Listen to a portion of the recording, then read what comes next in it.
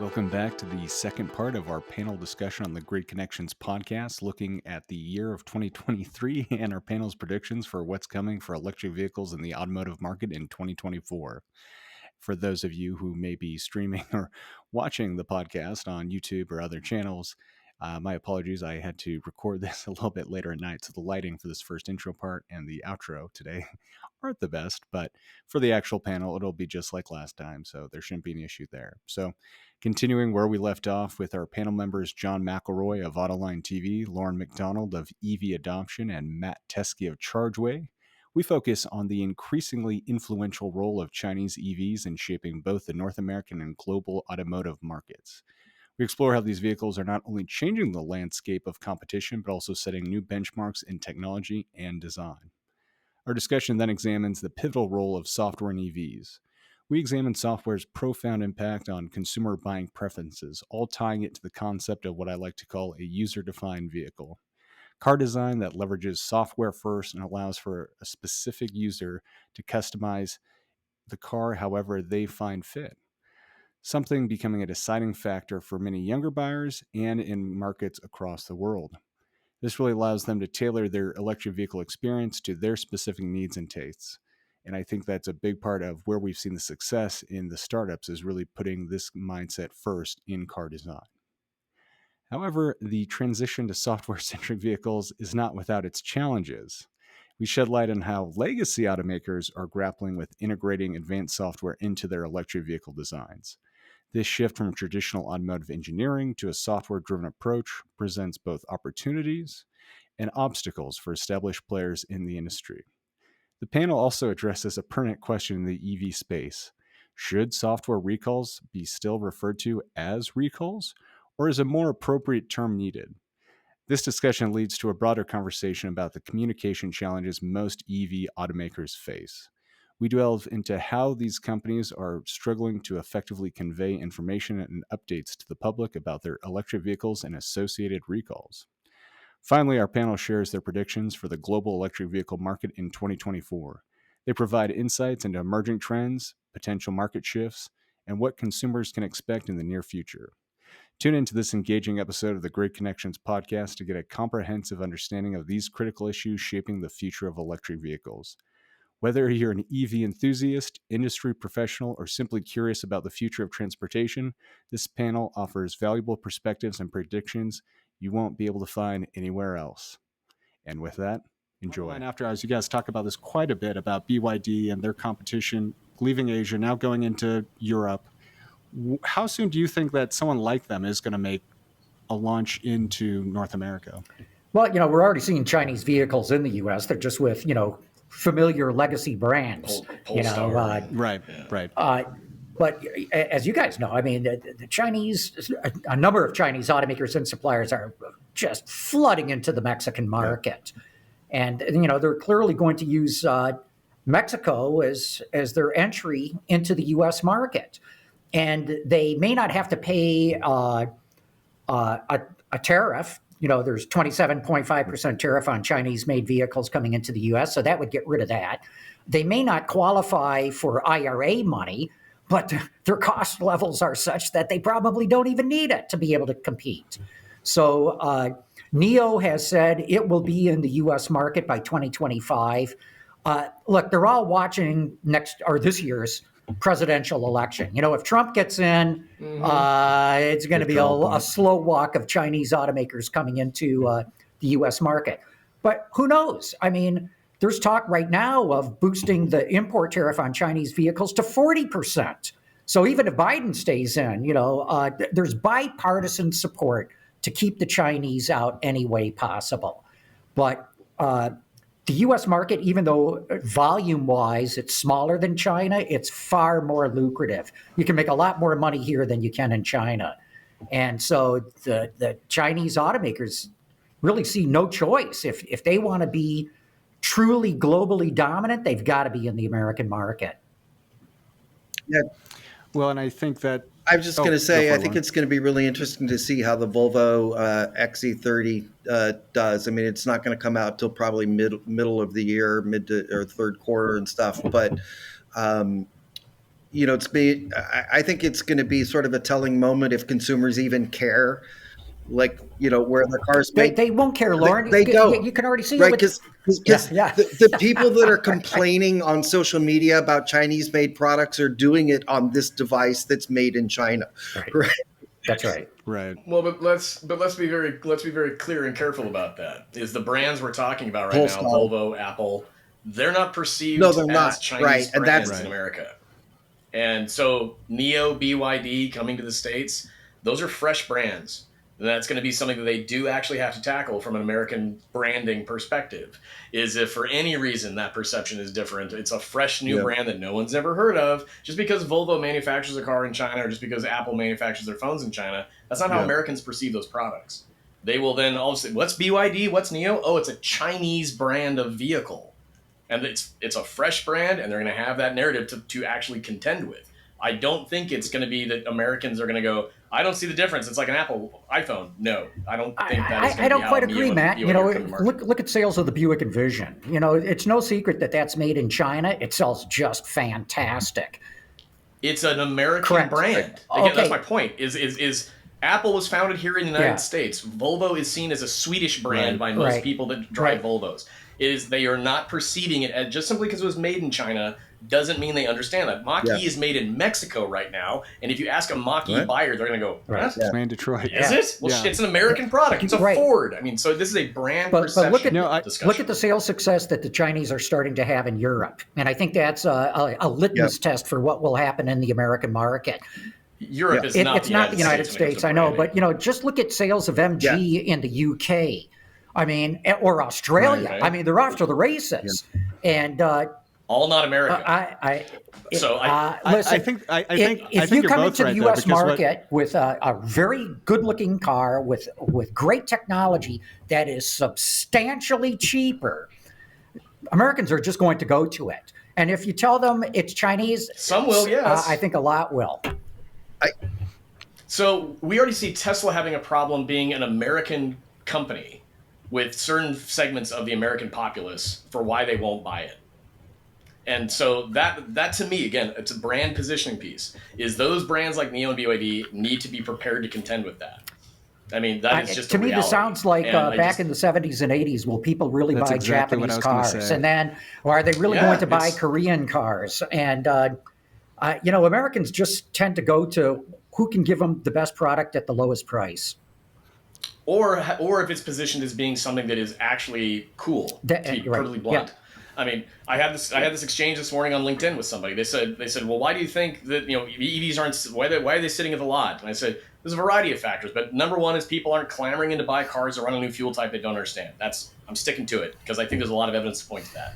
But they said, well, then why are Teslas selling like crazy? That means your assertion doesn't make sense. I said, Tesla is cool. They don't actually have a freaking idea what they're buying. They want to have a Tesla. And then they find out after that, oh, God, I have to figure out how to use this dumb thing. And 1 in 5 buyers in California went, I'm done with an EV because I can't figure out how to do this. Americans, by sake of how they consume products, oftentimes are based on FOMO or just this is cool, and they will justify purchases emotionally around those factors. And so NIO, BYD, if they can, from a branding perspective, pull that off, not as a Chinese company, but as a flash and flare, badass new car company, then yes, they will have success. But if there is any element of this is not an American company, in fact, it's from China, and what is China to us? Well, then you get into the political ramifications of that. So it's not as simple as just saying, well, like Apple or Volvo, they're going to be fine. I don't think so. I think this is actually a perfect segue to the third part of this, which is software, because I think you're totally right, Matt. At least for the short term, there is, for the brands that people know that are Chinese and they don't even know the brand, there's going to be a lot of skepticism. But I think John hit it on the head with Toyota, Honda, all these Japanese brands that were coming in the 70s. They had kind of different negative connotations. There were still a lot of people between the price, losing jobs, World War II, that they eventually overcame and are doing very well. I think long term it'll be fine, but the big thing that took decades in some cases. If we're being honest to ourselves, but they've got the BYD is a company that can make that. It's one thing to say a Lucid. I don't know if they're going to be here in decades. BYD has the volume to battle it out for decades. I think they can do that. They got Warren Buffett money, baby. Right. So then, yeah, maybe centuries. We'll see. But the big thing too then is obviously going back exactly to why do people buy Teslas? Software. They don't know that's why they're buying it, but it's the experience. It's these now new forms of luxury. And who does software really well in new EVs? Chinese car companies. And I think that will be, and that's how they're doing it in Europe. To be honest, they obviously don't have, I think, as much negative connotations to American buyers in Europe, but that's how they're winning a lot. Is one, price, and then two, functionality through software. And I think it'll take them longer, but I think we've seen this story play out before, that price along with a better service. I mean, that's the big thing, is just making it easier. Now, you look at some of these Chinese car companies doing like NIO with the battery swapping technology. I don't think that long term is going to take off, but it at least gets the conversation started and makes people open to a different way. They see it's like, oh, they're trying different things. They're an innovative car company. And I think the next big variable in this is generational. I think once you get under 45, maybe even 50, they don't really care too much about whether it'd be nice if it was made in America, or there's the prestige of like, oh, I have a German luxury car. This is fancy. Or but once again, they're not fighting in that space. And so I think this is kind of a great way to go into the segment, unless there's anything else anyone wants to say around software being the big thing that EVs and the automotive industry has to contend with. Oh, software's massive. I think if Apple actually decided to use their war chest to actually build a car, and they put their software in that car, and they leveraged quality batteries, and then said, we'll use the NACS connector, they would have a field day. Yeah. But I think that they're also, Tim Cook and others there are being practical around the idea of like, yeah, we don't build cars. That's not what we do. I get that. They're at least being practical in that sense. But if they take their approach to software and put it inside of a vehicle, and it works as it does on your phone or on your computer at home, yeah, they will own a lot in that conversation. And that's where I think that, Google getting into this space, I've met with the Google team that does a lot of what's, happening on the automotive side of things. The reality is they look at what they're doing and saying, well, we're building this the way that we know how. And if the auto sector needs it a certain way for what their automotive application is, they need to tell us what that is. But the auto sector, candidly, doesn't know what that is, because they've never been software as part of their core competency. They've always outsourced it. So you have a very capable company relying on the feedback from another company that doesn't have an understanding of what they need to compete with. So there is opportunity for a Chinese brand, whether it's NIO, BYD, or others, to step in and say, well, boy, we do this really well. And if they can package that within a vehicle that is branded in a way that, to your point, Chase, I don't disagree at all, that if you're under 50, 45-ish, you probably don't care. But as you go down in that age group, you also go down in how much they can spend. And EVs don't cost $15,000. And that's totally true. But I think that is kind of one of the advantages to the Chinese EVs, is they traditionally are being the most price competitive. So but to what John pointed out, trying to get those things into the States, there's going to be some big hurdles around that. So maybe this will be the 2027 predictions when we're talking about it more seriously. Two things on the software side. I think I don't know if everybody saw the Jim Farley interview back. I think it was in the summertime, where he talked about the loose federation of suppliers, and that. They had 150 different, I think that was the number, suppliers, all writing their own software code, right? And it was like, A, the suppliers aren't very good at it, and B, it's all different code and they have to try to bring it together. And so now Ford is moving towards actually writing the code for all of their, components and stuff, versus Tesla and the Chinese, right? Tesla was started in Palo Alto, et cetera, in the heart of Silicon Valley, and they designed the car with a blank sheet from the ground up, hardware and software to work together. The software engineers all work in the same building, et cetera. Well, now they're in two locations, but basically, it was software code that runs everything. And we've seen CEOs being fired of OEMs because of software challenges and stuff. Like, they're just so far behind on that. And then the second point is just really, just as both John and Matt talked about, what have the Chinese been building for the last 20 years? Electronics. They make consumer electronics, right? Hardware and software. Yeah. And when the Chinese government decided strategically that they were going to dominate EVs globally 15 or so years ago, right? They basically invested in all these new startups who did what, right? Made new electronic products, EVs, from the ground up, right? Designing the soft. And so it's like where we have the legacy automakers that are like trying to figure out how all this stuff works together and hire software engineers, something they've never done before, right? Yeah, yeah. Well, they're using a partsman approach as they always have in a lot of ways, and I think I think the example you brought up of Jim Farley and Chase and I talked about that in the last conversation he and I had. That was a great moment of just candor and honesty around.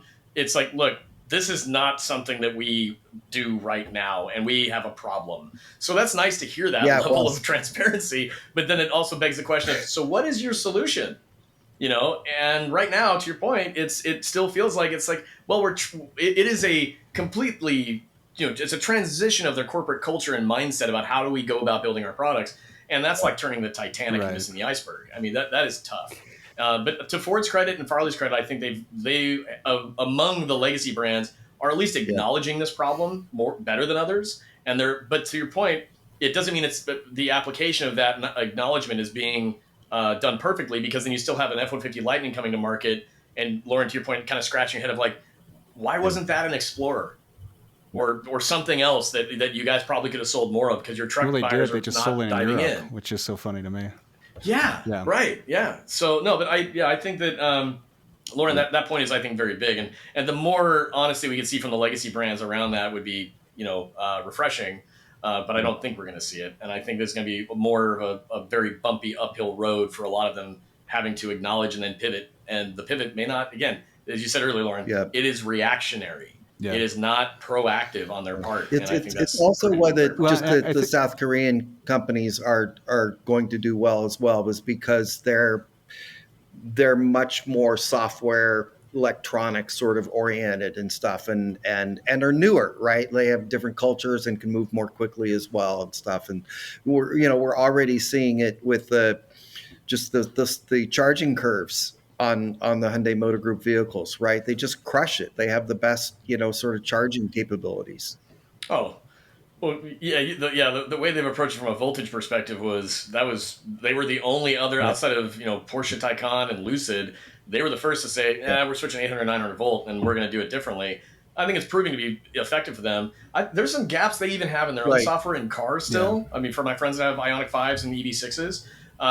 But to your point, I also, even I think that branding conversation we were having earlier is they didn't have really any baggage around who they were as a brand going into the EV conversation. I'd kind of push back on that. Kia especially has connotations of being kind of cheap. Yeah. And it still has that with most consumers. Like I was having this conversation. Sure. I mean, we were having this conversation right before the podcast, Matt, about the previous one where it was a consumer who was like, well, that's cool that it can do all that charging. Oh, but it's a Kia. Yeah.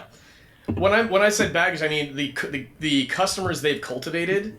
That's the lack of baggage. Fair. Is they were able to pivot positioning on their brand and frankly to the designs they have. I mean, Ioniq 5, EV6. Most people that see them are like, that's a cool car, and they've done a good job with that. And I think that combined with their technology, and they didn't have to reconvince the public on. Think of us a little bit different. Or, hey, you've been buying a gas F350 from us for 30 years. Yeah. How about this electric 150? I mean, I think that helped them in some ways, and they've leveraged that very well. I think it. Just one quick sort of follow-up anecdote on Kia. I mean, I 100% agree with you, but they're also surprisingly, like I have my best buddy is like a long-time high-end car buyer, right? Porsches, he's got, Land Rovers, etc. And we were texting after the Lucid came out with the Gravity, right? Because he's a big, huge 3-row SUV guy. That's all he buys, right? And he goes, that and the Kia EV9, like, and I'm like, I about fell out of my chair, right? Whoa. Right. Was that a typo? But I think that. I think they have made some successful inroads with more like traditional, like car people, maybe not average buyers. And I think it is like when you think of Kia, and obviously, and John, you kind of even talked about this on Autoline After Hours a couple times about bringing in the former head of M at BMW, making a much more sporty brand. But I think especially between their ICE vehicles and then their EVs, I think the EV side of stuff, they've done a pretty good job of even kind of like how Tesla did. Like, you offer this car, you have 3 different variants. Here's the sport version. And I think this all ties back kind of to the software. And one of the things that on yesterday's episode of Autoline After Hours about kind of how the some of the traditional automakers are approaching software that I thought was really interesting was the conversation about like, oh yeah, we've always done software. We've always had people. And that's true from like a vendor standpoint, I thought. But the big thing to me that's made the big difference is kind of what we're talking about here. It's to like the Rivian, it's to the Tesla that's got dog mode. It's no longer taking it to being software being something that provides a function in the background. It is now becoming something the user directly experiences. It's not like, oh, I'm going to change. This is all software in the background that's changing from gears to make the car more fuel efficient that the user never knows about. It's about making it much more actual consumer forward. And I think that's where Tesla, the startups, and especially the Chinese automakers have been very successful in software, is realizing they don't really care about sometimes like this software or this line of code doing XYZ getting 3%. It's like, oh, I have dog mode in my car. And as silly of a thing as that is, that's a new luxury. And this is something I talk about all the time. My wife even says she won't consider a car now if it doesn't have a feature like dog mode. Yeah. And these are like the new generational and luxury features that the Rivians, the Teslas of the world, and there are other companies doing it. But if they don't have, and I think even the auto industry is, and I'm going on a huge diatribe here, but once again, like Tu Lee, who from Sino Auto Insights, who we've had on the podcast, and I originally came from your program, John, was talking about like the auto industry has now started talking about the software-defined vehicle, and I think that's a big misstep, and I agree with them because it's really about the user-defined vehicle. Mm-hmm. Yeah, software-defined for sure. That's like kind of how you build a system, approach it. But really, if you want to build a car that people are interested in buy, it is the user-defined vehicle, and that means a good app, good features for the dogs or whoever. And that is really what's changing and making, I think, a lot of these soft car companies that are having challenges with software. And since I realize we're kind of going over time as it is, I think it's time we drop the Chevy Blazer bomb and talk about how they're having their own software issues. And John, I'm curious if there's anything that you can share from kind of being maybe in the Detroit area, or just anything you've kind of heard or your thoughts about this. No, I haven't heard anything different. I haven't heard anything different than I'm sure you guys have heard. You know, it's a disaster. The whole Ultium program is a disaster. You know, if you go back 2 years ago, I thought, wow, GM, they've got their act together, you know, clean sheet design, totally new from the ground up. I thought by this time they would be leading the charge amongst the legacies. I mean, they're barely a step ahead of Volkswagen and Cariad in this regard. And it's got to be hugely embarrassing. And it comes down to, as you guys know, it's a 110-year-old company. They have 110 years worth of policies and procedures that are not stupid. They're there because they got burned in the past for something and they patched it with a policy or a procedure to make sure that didn't happen again, especially when it comes to safety systems. And so you've got that ingrained in them. And, you know, this is why we'll see if Doug Field at Ford can pull it off. But I think it was smart of Farley to go, hey, guess what? We're not going with any legacy person to run all our electric and software stuff. We're going to the Valley. Somebody who's been at Tesla, somebody who's been at Apple, somebody who started at Segway. And that's what it takes. You need a startup or a Valley mentality to do this. I don't care how good you are as a legacy executive. You can't run it. You just can't do it. You're not, it's like trying to argue that the train companies should have recognized that they were transportation companies. And if they had done that, they could have competed in the automotive industry. And it's like, no, they were great train companies. They were never going to make that transition. And so you're never going to have a legacy automaker successfully transform itself into a software company, which is essentially what Tesla is.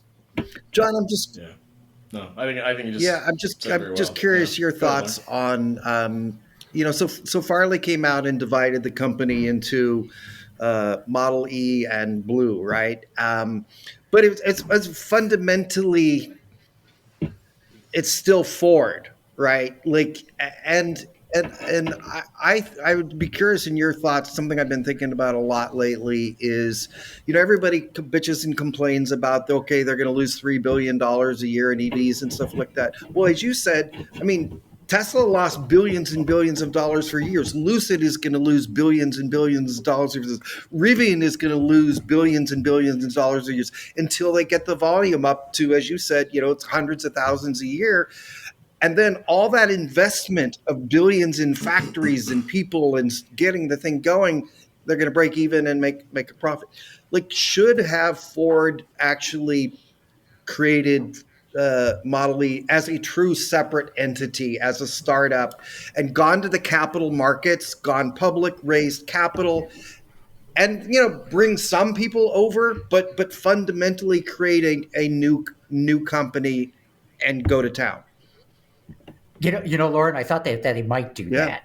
And there's two other things that you're probably not even thinking of that would give them a massive advantage of that.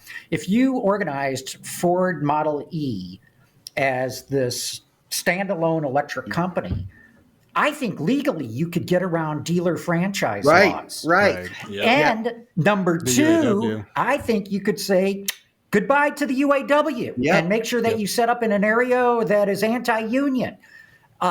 I'll bet they talked about that. I'll bet they talked about that in depth and just couldn't pull the trigger. It seemed more like the way they publicly positioned it was exactly what you're talking about, that it's going to be a separate company. But in reality, it's like Google becoming Alphabet. It was really more for Wall Street. Yeah, it was really benefits. Like for the CFO to just report two different lines of financials. Right. That's and the instant, but otherwise, everything's the same.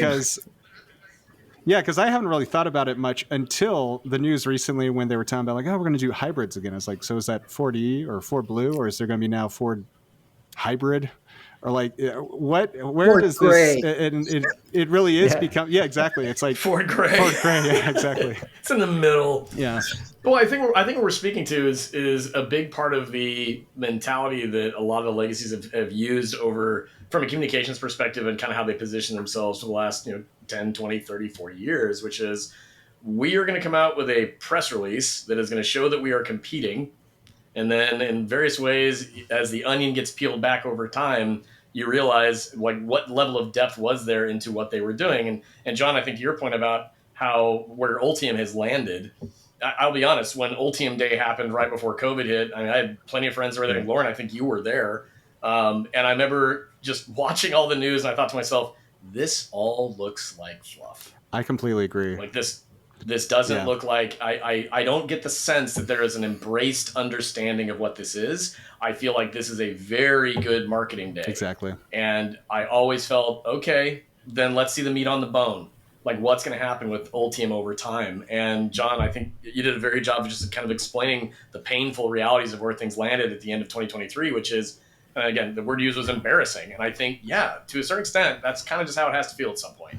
I mean, I've said this to friends, in the industry for the last year or two, is I'm very over press releases. Yeah. I don't want to hear what you're planning on. I want you to show us what you've done. And there's not a lot of that from the legacy side in many ways. And I think it's starting to just, if you don't have substance, people are going to call BS on you. Yeah, and I think that's what I was surprised most about the Ultium announcement was, like, I saw it seemed much more to marketing to me than like engineering. Look, it was a message to Wall Street. For sure. All these executives are compensated on a bunch of different things, right? But one of the things is boosting the stock price. And if 2-3 years ago you said, hey, guess what? We're doing EVs too. Kablamo. You got to pop on the stock price. And so that's what all that messaging was about. But I'd add one more thing too, Matt. I think a lot of these executives have been learning, like certainly I have. As I've dug deeper and deeper into Tesla, there's another, layer to the onion, right? You keep peeling it back and learning more and more. I think if you go back 3-4 years ago when a lot of these decisions were being made, 5 years ago, they didn't know. They didn't know they had to do software-defined vehicles. Just didn't know they had to do that. They were just playing around with digital twins and things like that. Now, they had technical people who knew that, but I'm talking about the people at the top. They know the legacy business inside out and backwards. They had no idea that this tsunami of technology was about to overrun them, and they just haven't known how to react to it. No, I think you're spot on that. And kind of what I mentioned earlier, that 4-factor aspect of what makes a positive EV ownership or production experience. They really know the inside and outside of the car. That is what they do. But aside from that, they've been mechanical engineering experts for a century. And then they've lumped software as needed on top of that. And then they've leveraged infrastructure from fossil fuels for a century. So they really, to your point, John, they weren't comprehensively thinking about it that way. They were like, we build cars, so let's get a battery and we'll put a gigantic battery in this car, and then we will make it so it starts, and we got dealers that can sell them, and then we'll say, look what we did. It's amazing. Yeah. And to your point, that was so surface level of understanding of what they actually had to be building. Yeah. And I think that's one part of it. Honestly, the thing that stood out to me was the announcement of the engineering of what they were doing. I was like, so many people were like, oh, this Ultium thing, it's going to change everything. It's going to have all these things. And every time they talked about what the Ultium battery pack was, I was like, there's nothing new here. It's literally cells to modules to pack, and you make a really, really big pack. And that's to me where I'm just like, there's no like that. Everyone else is doing this. There's a reason these cars are so expensive, and all you're going to do is make the most expensive part more expensive. I don't understand how this is going to disrupt or change. Like, there's so many there was so many vestigial parts in what the Ultium positioning of what their technology was that I was like, so many car companies have already announced they're moving away from this. How is this going to actually be cheaper, better, more efficient? And unfortunately, I guess I was right. But and even on the energy, the energy approach, if we now have an energy wing of our automotive company, and we're calling it our brand blank energy, whatever. And people I know from the energy sector and utilities that have joined some of those teams, when I've had conversations with them, they've said, what's interesting is there's this acknowledgement of, we know we need to be doing this, but they don't fundamentally understand how it fits into the process of what they're building. And it just always makes me think of that old Steve Jobs quote of, we hire smart people to tell us what to do. We don't hire smart people and then tell them what to do. And in that sense, the other problem we see is, that I've seen at least, is that legacy OEMs are saying, we need to address some of these energy aspects, things of that nature. Let's bring in people that are from that sector that have experience. Well, those people walk in and they say, yeah, but we're not coming out of Tesla. Like, we're coming out of the energy sector. That's what we've done for 20, 30 years. We don't know what they were thinking and doing. We know they're tapping into our world and they're using it as an aspect of what they do with their company's core competencies, but we don't strategically know what we need to be telling you. So I think it's still, John, as you pointed out, it's just this lack of comprehensive understanding of how all that fits together in those layers as they've been peeling it back. And to your point, 5 years ago, they were just staring at an onion. Right. Going like, I guess we got to build an onion, But I think this is actually a really good transition into predictions for 2024, because this is exactly kind of what is kind of the reckoning that we've maybe been seeing in the second half of 2023. John, I know you talk about this on Autoline all the time. Like, what electric vehicles, autonomy, these were the hot things from like 2020 to 2023. And this second half of the year, there's been a huge pullback. And I think to what you're talking about, Matt, is especially true with the energy side of stuff. Is like, let's talk about this. Tesla's doing it. There's obviously a need for it. Once again, money's cheap. Wall Street really likes this. This will drive the stock price up. And we'll get there eventually and figure it out. We just have to get into the space. And I think there really has been a big reckoning. And we've seen that with GM on the autonomy side for sure. And now it's kind of like they're just, and it's, I kind of don't blame them with how things have gone, unfortunately. They are kind of just like slowly just shrinking crews and all this stuff. And I wouldn't be surprised if within a year they don't have it anymore as a part of their business, kind of like how Ford dropped Argo. But that's a whole nother conversation. So with, what were you going to say there, Matt? Well, I think what you're pointing out is let's be very honest about what we're all discussing, in the sense that there's a lot of promise about what technology could be, right? But then there's the practical application of, how do we bring it to market? And what do we need to be understanding about how we combine some of these things that have been siloed for a long time, if we're talking automotive and the energy sector, energy being utilities, for example. And I think that the way that I've been viewing it for the last 5 years or so is watching a lot of these promises come out. And I think, well, long ago when we developed out the advancement of the automobile and what happened with infrastructure around that, and then outside of that, infrastructure for the energy sector and electricity, those were just sort of getting built out over the last 100 years. And we've got it to a place where a lot has been done to make our existing society what it is with those aspects of how we all live with electricity and transportation. We watched one company understand how to look at those two worlds and blend them. And I think what you pointed out, Chase, about Tesla being a software company first, that's kind of that, what is your foundation of understanding it, right? And I think that the canvas, I kind of say oftentimes, it's kind of like looking at a painting. The painting has been painted. The canvas has been filled in when it comes to transportation and energy. We're now asking these companies that made that happen, reimagine that painting. And they're looking at it going, yeah, we don't know how to paint any differently, though. Well, and then Tesla said, but we do. And that's what they did. And so it's like, I don't know how, I think, John, you said it very well in the sense of these companies are not going to be able to just reinvent and reimagine themselves that way. And even if it was, let's spin off this other company and call it a purely brand new company to avoid some of these hurdles we have, whether that's dealers, UAW, go down the list, do they actually have the leadership in place to make it possible? And I just don't see that the visionaries that need to be in place for that are out there that they can just pluck out of nowhere and plop into a CEO or position to make that happen. Well, I think it goes to what you said earlier. Press releases are easy. They're easier than ever, especially with ChatGPT. Actually designing it is hard, and then building it is really hard. And then there's that whole challenge of having to make money. And that's selling it too. The hardest. Matt talks about this a lot. We talk about this a lot. And the third piece is if they can even build them and not have software issues and build them at volume, they have the dealer network that apparently many of them don't want to sell them. But even if they do, they're not very good at it. Yeah, and that's, I think, once again, that's a whole another show. Hour and a half plus podcast. But what I think is really interesting is it kind of goes back to that onion too. It's, once again, was the Tesla and everything they're doing software defined? Yes. That's not why people bought them. They bought them because they were user defined. And I think that's still the last part of the onion. Maybe they're now kind of peeling back and kind of understanding that part. No one's going to buy it. And I think the other part of this, as the final software thing I wanted to cover real quickly, was the panel's thoughts on, should a software recall be called a recall, or does it need to be, because not even in the case of Tesla, like Rivian, Ford, all these companies had it.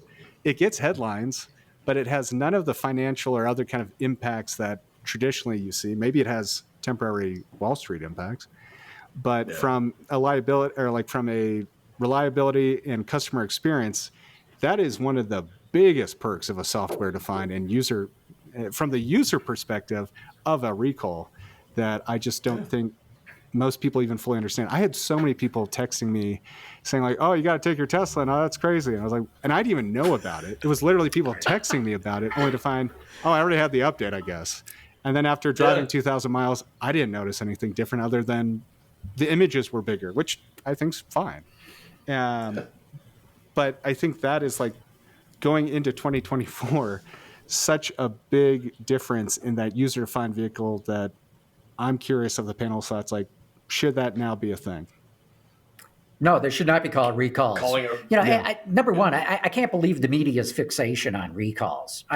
We don't even report them anymore. It gets headlines. You know why? Because they happen every single day of the week. If you go to NHTSA's website and look at service actions, recalls, it's a constant barrage.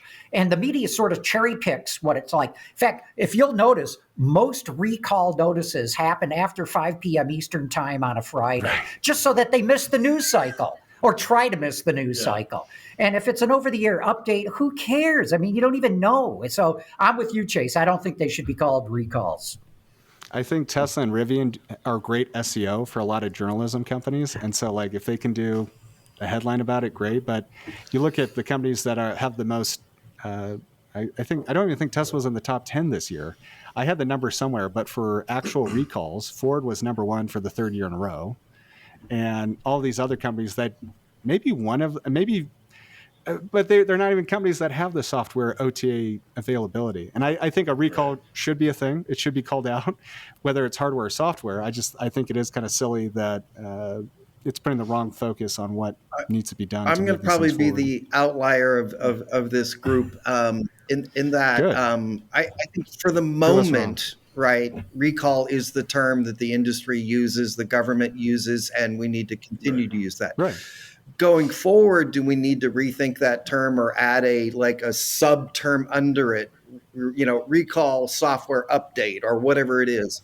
Because the fundamental issue to me is while we say, like your point, Chase, and I have a Tesla as well, it's like if you say yes to the software upgrade, it just happens. You don't have to take it to but if the government thinks it's a safety issue, like full self-driving or whatever it is, it's still a recall, right? Or maybe we use a different term, but it fundamentally, the government is saying there's a problem with the car that needs to be fixed.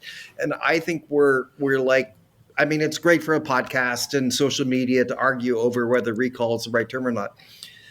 But it's not about the word. It's the fact that the government has found a problem with the car that they believe needs to be fixed. And so whatever we call it, it's, I don't think we'd argue on that. I don't know if anyone else thinks. I think if right, and I don't have any argument with that. If the government or someone has said there's an issue, that's a pretty good reason to change something.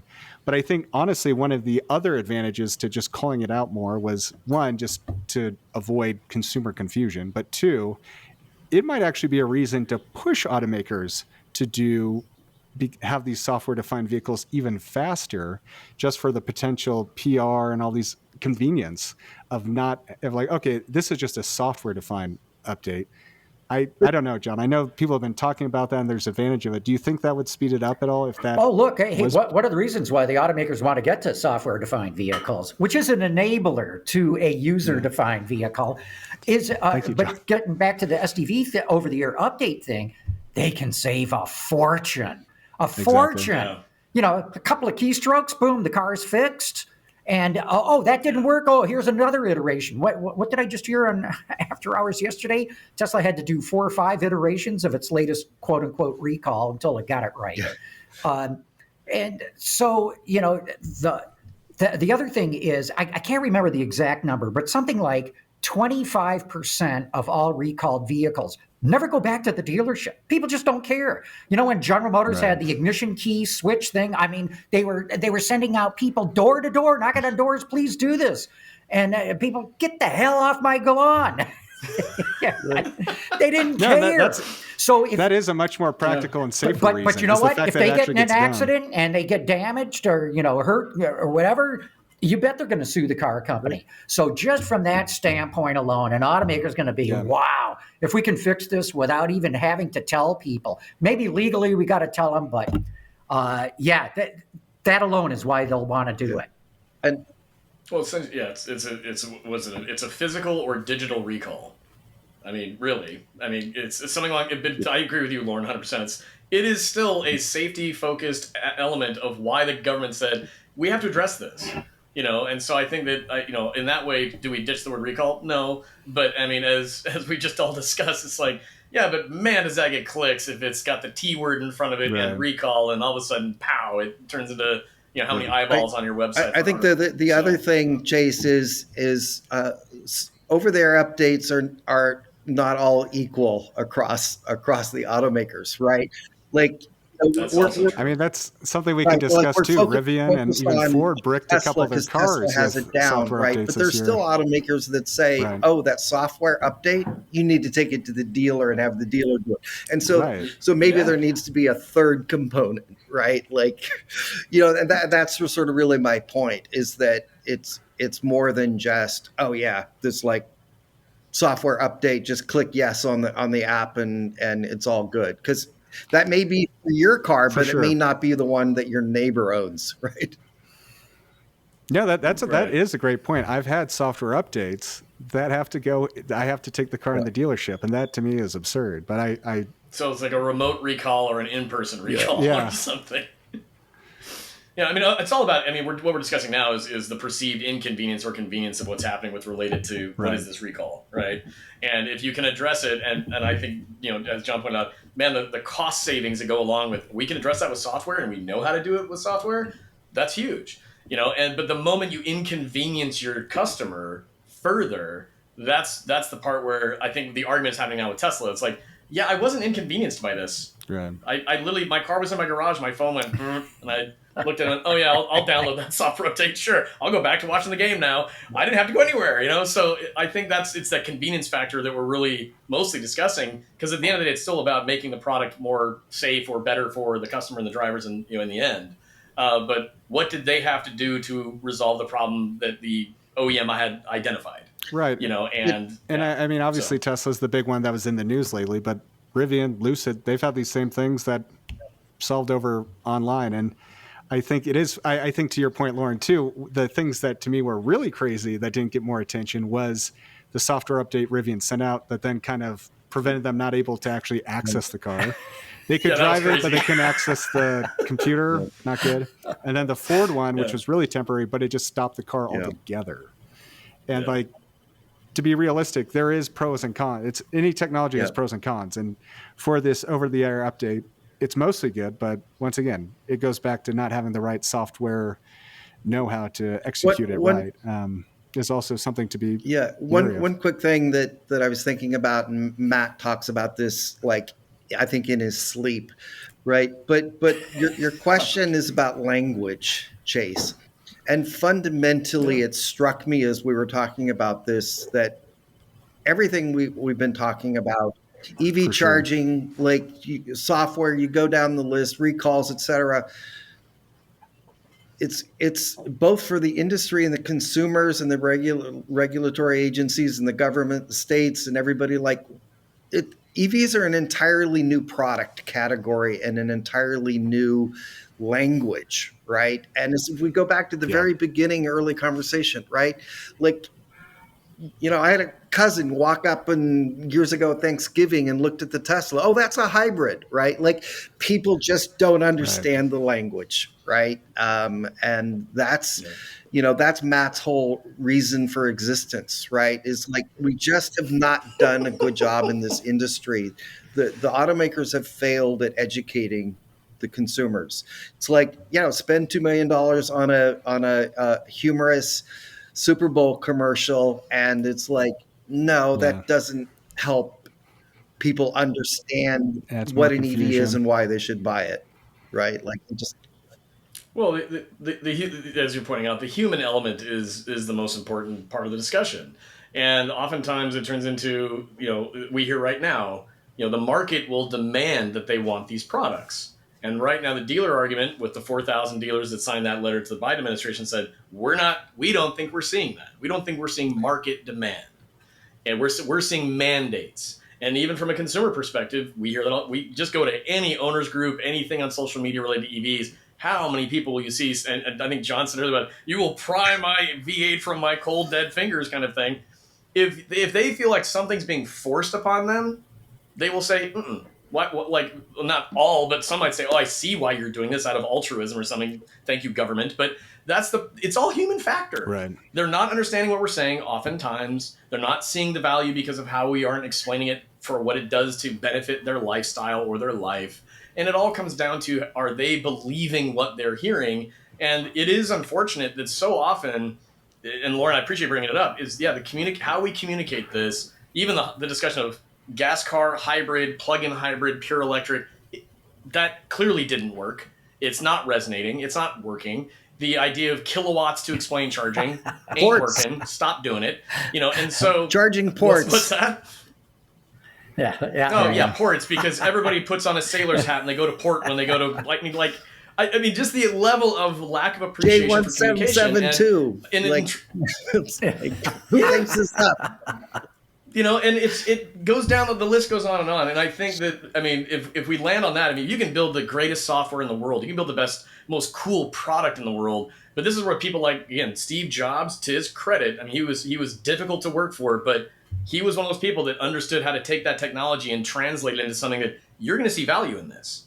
And it was the idea of we're not going to build what we think people are asking for. We're going to build what we understand they will want. And I don't know if that's happened a lot in the EV space. There's been a lot of that, well, again, Steve Jobs reference back in 97 when he was brought back to Apple and was asked, what have you been doing? And he said, we got two options. We can either sit down in the room with the engineers and ask them what kind of cool stuff can we come up with, do that, and then go try to figure out how to market it. Or we can ask, where do we take our customers? And that's what they built their entire product existence around. And I think that that's a big problem right now for how we're positioning EVs, because at brass tacks, end of the day, what are we discussing? It's a car still. It gets you from point A to point B. There are some fringe benefits around convenience by sake of you can fill up at home. But at the end of the day, how does it change people's lives? And right now they perceive it changes it in a negative way, even though those of us who drive EVs can say, it's not actually. It's phenomenal in all these ways. That's, as you point out, Loren, that's all communication. That's all what that is. And it's been just dismissed by so many in the industry for the last 10 years. And it's just kind of baffling. I don't get it. I agree. I think one thing, there's a lot I've learned today, but one thing I've clearly learned is we could talk about this all day. Yeah. Clearly we have some interests and passions about these topics in space. And so I figured what we should do before this, we've already broke the record. I think this is the longest podcast I've recorded, so we might have to break it into two parts. But let's real quickly, to kind of wrap this up, I'm just going to kick it off with kind of predictions I have for 2024. And then if we can just all go around and kind of maybe give any that stand out. Kind of in preparation for this, I was thinking one thing that we used to see, like when the Model S, like 2012, all that time, like one of the things we saw consistently was that battery and EV range was going up. Obviously, a lot of that was around innovation and efficiencies made in the cars, but a big part of it also was the actual chemistry and technology in the cells.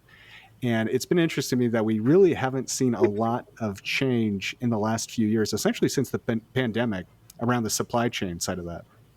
And I think a big part was the demand. And now that we're kind of going back to a point where maybe EVs and cars aren't selling as fast, and I've even was talking to a supplier the other day about it, that one of the things that they're now selling this spring will have the same density for their LFP pack, and then the NMC version of this pack that they're selling, it's going to be 30% more dense, energy dense. And I think that is one of the big things that we're going to start seeing again, is now that there wasn't just such a crazy demand to get batteries, get cars, and that's starting to pull back. One of the areas that we're going to see more competitiveness is probably around still efficiency, but actually the energy density in the battery cells, which means lighter cars, go farther, yada, yada, yada. That's a hopeful, but one of my kind of predictions for 2024 to be competitive in the space.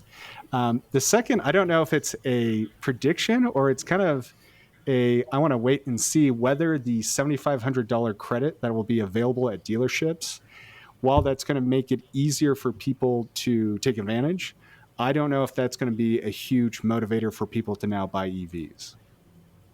I think it might be marginal versus there's been a lot of excitement about that.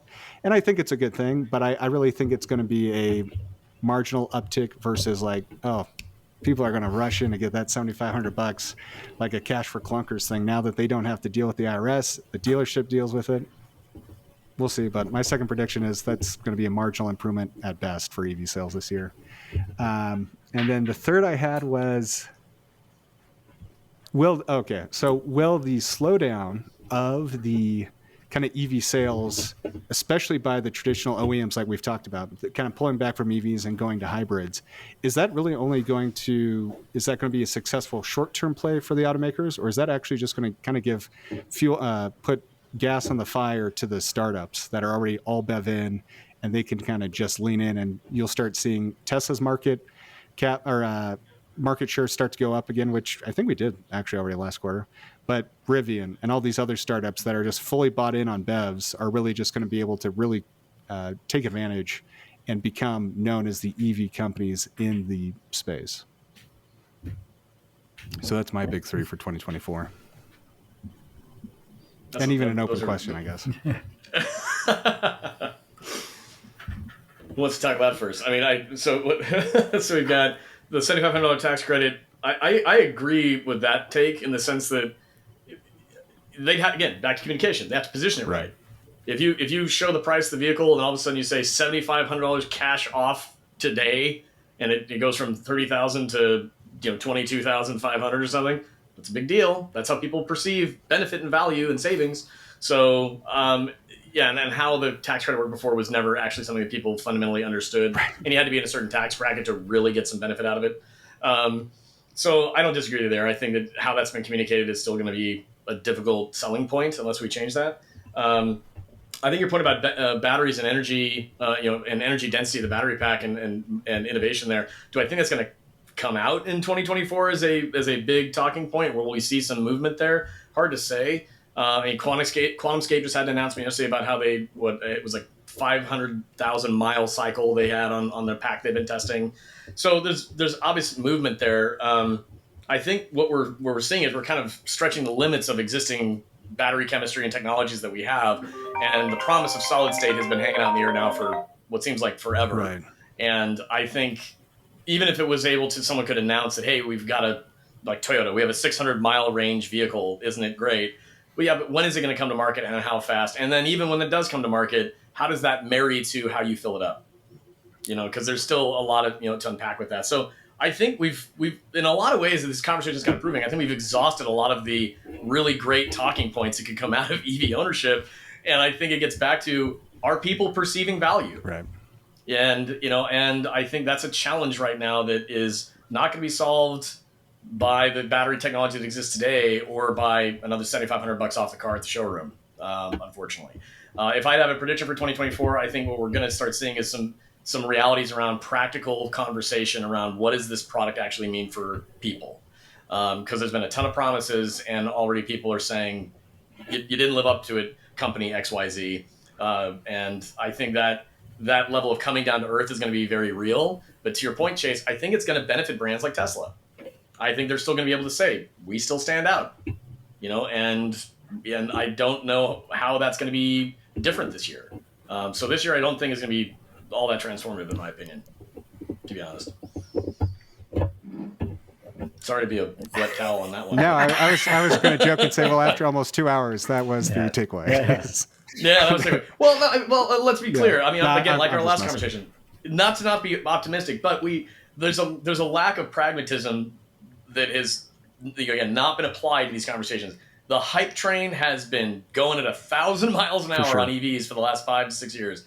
And it's coming down to earth in a few ways. And I think that's good because at the end of the day, if you make promises you can't keep to the general public around what this will do for their life and they don't perceive value, well, then there's a stink that comes along with that product after a while. And that's not good.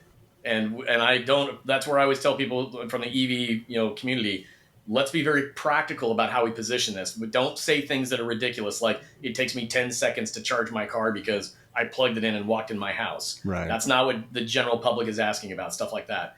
I think that's what we're seeing here is the practical applications of EVs, but we need to actually speak practically to the real benefits. For sure. And I think that's what this year is an opportunity for, because we're going to have to battle some of the negative things that have happened in the last few years. For sure. So. John, Loren, any thoughts or predictions for 2024? Want to go next? Yeah, go ahead. Okay. Wow, lots of things. So all the analysts are predicting that there's going to be a downturn in the automotive market in the U.S. next year. I do not agree because next year is a presidential election year. And it just so happens that in every presidential election year, car sales go great. I've just observed this over the years.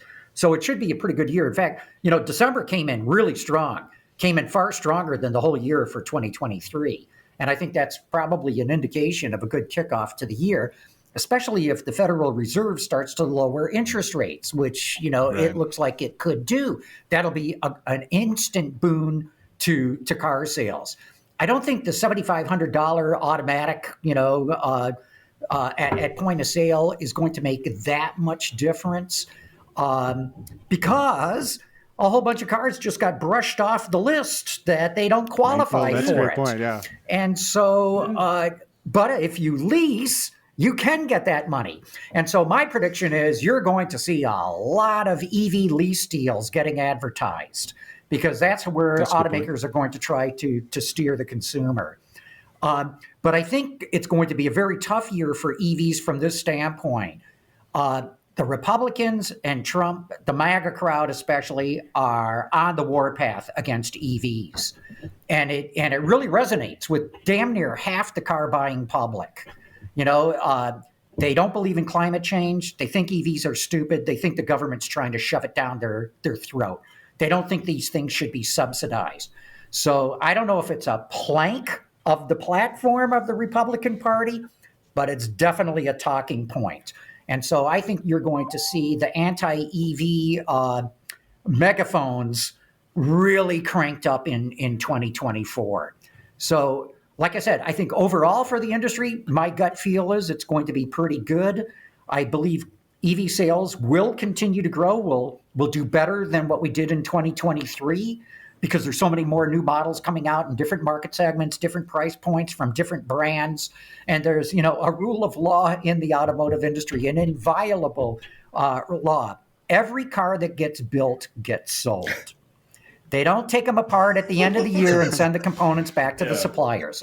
Every single one gets sold. Now, it might not sell in the time frame they want. They may not make a profit on it, but every one gets sold. So as more EVs get sold, EV sales are going to go up. Right. I guess that's me.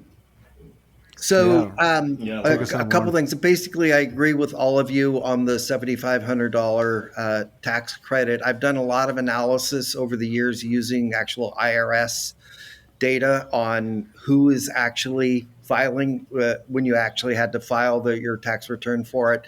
And it was mostly high-income people. And I know the people on the left side don't like to hear that because it's talking points for Republicans and conservatives, but fundamentally it's true. The people that buy EVs and use the tax credit are, modest income and higher income people. Right. And so the tax credit and the dealer rebate, et cetera, I think will have a modest impact. But fundamentally, people either are interested in buying an EV or they're not. And so the tax credit, I believe, has always been more of a discount than it actually has been a driver of incremental sales. But I do think that the rebate aspect, the point of sale aspect will help a little bit, but 100% agree with John. I'm on my third lease of Tesla. I fundamentally believe that leasing an EV is better because of the ongoing improvement of the technology. I mean, the car's range improves 10%, 15% every 18 months, 20%, whatever it is. The hardware gets better, the software gets better. I just think it makes sense to lease an EV rather than buy one. And then you add in the tax credit. You can get a $160,000 Lucid and get the $7,500 credit if you lease it, right? So why not lease, right? So this could be a year of the market finally wakes up that leasing is not a bad idea, that actually for EVs, it's actually the better approach. So we could see a growth in leasing this year. On the battery aspect, Chase, I think one of the interesting things is how Ford had the NMC Lightning and the LFP Lightning. So 300 miles of range, 230 miles of range, different price points. And I think that bifurcation is probably going to only increase, and that the automakers realize that in order for EV sales to grow, they actually have to be more affordable. And that more and more people, especially experienced EV owners, realize they actually don't need 400 miles of range. In that, 250 actually works for most people, right? And so I think understanding, just like you have models that have a V6 and a V8, et cetera, people will realize that, this will work for me. Well, I think just to kind of hop in on the LFP thing real quick, I think, but then the last, I think a lot of people didn't expect LFP to be so popular so quickly, and it really is the easy button for new EV drivers. They don't have to worry about charging it to a certain percentage. Yeah. They can charge it 100 every time. I really think you're right. That's and then of course really... they don't burn. Yeah, and we've got sodium coming, which is already here. So we don't have to wait for the solid state, because sodium is already in some of the Chinese EVs as of right now, and that's going to be a game changer as well. But in the interest of time, moving on, the other sort of my predictions are we could see actually sort of a return of plug-in hybrid sales, mostly driven by Toyota, of course, because they've hitched their pony to regular hybrids and plug-in hybrids. The problem with Toyota is they're just not making very many plug-in hybrids. They're all made in Japan, and they're not bringing enough over here. I've talked to executives at Toyota, and whether you believe them or not, they've told me they just don't have enough batteries for like the RAV4 and stuff like that. And so hopefully they get that fixed. But I know Kia and Hyundai still believe strongly in plug-in hybrids. They believe that the middle of the country is not ready for BEVs, and so they're playing the multi-powertrain platform, and they have some good plug-in hybrids. They have 30, 35, 40 miles of range. And so again, I could be wrong on this, but we could see a spurt of growth in plug-in hybrids this year. I agree with John also that a lot of people are predicting a down year in EV sales, but I think we also have to realize that a lot of people are on their second and third EV, right? So we have this existing market of people are turning in their leases and getting another EV, and that foundation is growing significantly. So we'll probably see a modest growth overall in EV sales this year. And then the last thing, my sort of big thing that I've been harping on about on LinkedIn a lot the last 6 months is 2024 is going to be kind of an ugly year in the charging space. I think we're going to see a shakeout and a bloodbath, and a lot more bankruptcies and mergers and consolidation and stuff. This is the 1849 gold rush, right? And there are too many people that moved to California to try to get rich with DC fast charging. And there's just not enough gold in the ground, right? Like as I like to say, we may add between 13,500 to 15,000 fast charging ports, Matt, this year. Like 60 some percent of those will be Tesla chargers, right? And so 80 to 90% are going to be manufactured, the hardware manufactured by 4 to 5 manufacturers. But we have like 100 companies that have entered the fast charging hardware space.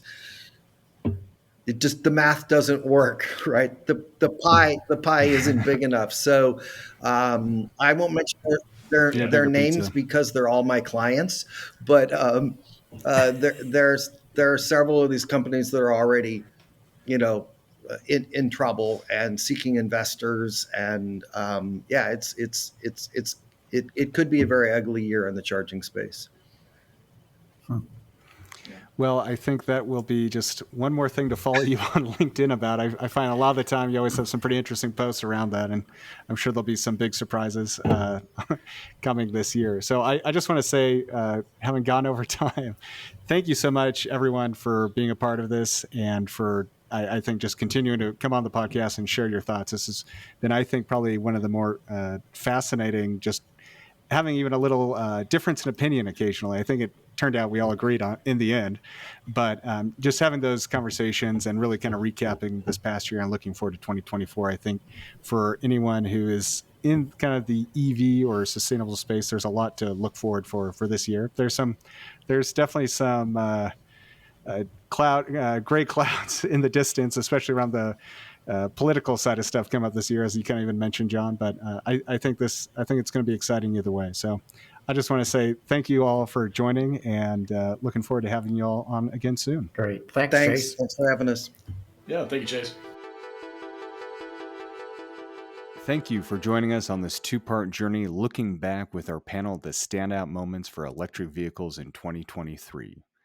I hope today's discussion on the impact of Chinese electric vehicles on global auto markets, the growing role of software, consumer preferences for user-defined vehicles, the challenges faced by legacy automakers in software integration, and the communication hurdles EV automakers face in engaging with the public has provided you with a deeper understanding and fresh insights.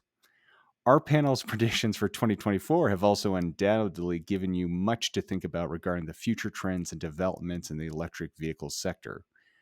Also, check out part 1 of our panel as well if you haven't already, where we discuss the impacts of the North American charging standard and how the rollout of the National Electric Vehicle Infrastructure Funds changed the electric vehicle charging space in 2023. We also discuss the growth rate of electric vehicle sales and how legacy automakers have been responding to the sales in the auto market and also changing where they're putting investments for different types of powertrains, whether that be a fully electric vehicle or for a lot of the legacy automakers, kind of taking a step back and reinvesting more into plug-in hybrids and hybrid technology. Plus, don't forget to follow us on your favorite podcast platform to stay updated with the latest in electric vehicle news and discussions. Please also be aware that we are growing this podcast, and positive ratings and reviews really do help Grid Connections grow so we can keep bringing you more episodes like today. Share this episode with your network to spread the word about the exciting developments in the industry, and your support helps us continue to bring your expert insights and in-depth analysis of the ever-changing world of electric vehicles and how they tie to our grid. If this episode generated any questions or comments on what you want to have discussed more, please share them with the comments section on our YouTube page or reach out to us on Twitter, where you can share your suggestions or even recommendations for future guests. Join us next time on the Grid Connections podcast, where we will continue to explore the cutting-edge innovations and challenges in the electric vehicle market. Until next week, remember, whether you're a seasoned EV enthusiast or new to the world of electric mobility, the Grid Connections podcast is your go-to source for all things that tie to the grid. Thank you.